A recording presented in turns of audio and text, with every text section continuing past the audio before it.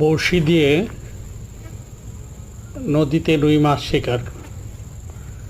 লোকটি এক কাটা ছিপের মধ্যে সুতো লাগিয়ে এক কাটায় টোপ দিয়ে নদীতে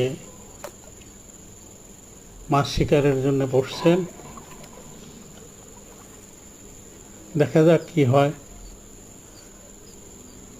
হ্যাঁ, হিট করেছেন। কি মাছ বোঝা যাচ্ছে না, বড় সাইজের মাছ হবে নিশ্চয়ই।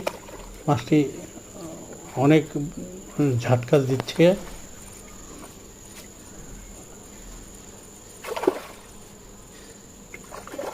এটা Indian traditional fishing, river fishing. হ্যাঁ, রুই মাছ দেখা গিয়েছে।